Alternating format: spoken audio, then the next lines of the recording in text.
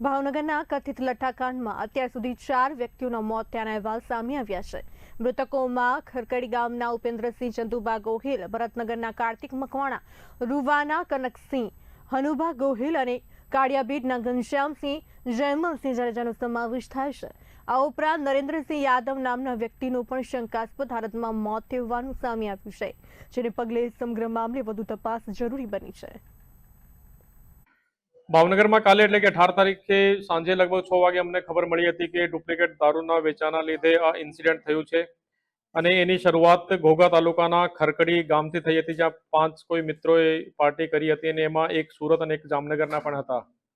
સુરતનો જે ભાઈ છે એની સુરતમાં સારવાર ચાલે છે અને જામનગરનો જે વ્યક્તિ છે એનો કોઈ લક્ષણ જણાતા નથી અને જામનગરમાં છે। હાલમાં અત્યારે પછી બીજા ગામોના લોકો પણ અફેક્ટ થયા અને ટોટલ 22 લોકો અસરગ્રસ્ત થયા છે, જે પૈકી 18 લોકો સારવાર હેઠળ છે અને બાકી 4 લોકોની મૃત્યુ થઈ છે। 4 માંથી કાર્તિક મકવાણા 40 વર્ષના, ઉપેન્દ્ર ગોહિલ 25 વર્ષના અને ઘનશ્યામસિંહ જડેજા 50 વર્ષના કન્ફર્મ એનાથી જ મૃત્યુ પામ્યા છે અને બાકી એક નરેન્દ્ર યાદવ નામનું જે મોત છે તો એનાથી થયું છે કે નહીં આ થોડુંક શંકાસ્પદ છે। અમે લોકોએ એક તો મીડિયાના મારફતે અને આમ પણ તમામ લોકોને સૂચના આપી છે કે જે પણ છેલ્લા લાસ્ટ 2-3-4 દિવસમાં જે આ પ્રકારની રોયલ સ્ટેગ જે બ્રાન્ડ છે એનું સેવન કર્યું છે તો તેમાં લક્ષણ હોય કે ન હોય તો તાત્કાલિક છતાં પણ હોસ્પિટલમાં સારવાર માટે દાખલ થવું જોઈએ। બીજું, જે ભાવનગરના પ્રાઇવેટ હોસ્પિટલ આરોગ્યમ, વેદ, આઈસીયુ અને બીમ્સ માં જે સારવાર હેઠળ છે તો ત્યાં પણ એક સુપરવિઝન અને એનો સહયોગ કરવા માટે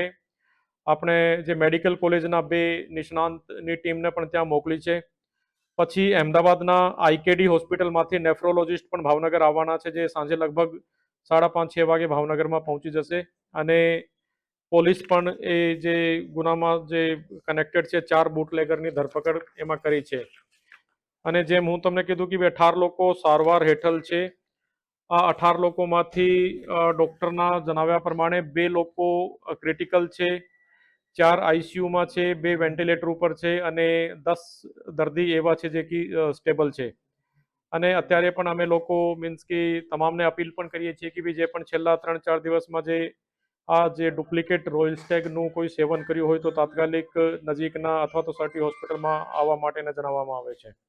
આપણે હોસ્પિટલની મુલાકાત લીધી હતી, દર્દીમાં કેવા પ્રકારના લક્ષણ હતા? હોસ્પિટલની હું સવારે સર્ટી હોસ્પિટલમાં અને બાકી 3 પ્રાઇવેટ હોસ્પિટલની મુલાકાત લીધી હતી અને અમુક લોકો આઈસીયુમાં અને અમુક સામાન્ય બેડ ઉપર હતા અને જે પણ એમાં લક્ષણ હોય છે કે ભાઈ વિઝન લોસના અને શ્વાસ વગેરેમાં જે તકલીફ થાય છે, બાકી એના ઉપર તો વધારે પ્રકાશ તો ડૉક્ટર પાડી શકે છે, પણ જે બેસ્ટ ટ્રીટમેન્ટ મળવાનું હોય તો આ ટ્રીટમેન્ટ અમે લોકો એટલે કે પ્રાઇવેટ સેક્ટરના હેલ્પથી, સર્ટી જે મેડિકલ કોલેજ છે એના હેલ્પથી અને જેમ કીધું કે આઈકેડી હોસ્પિટલના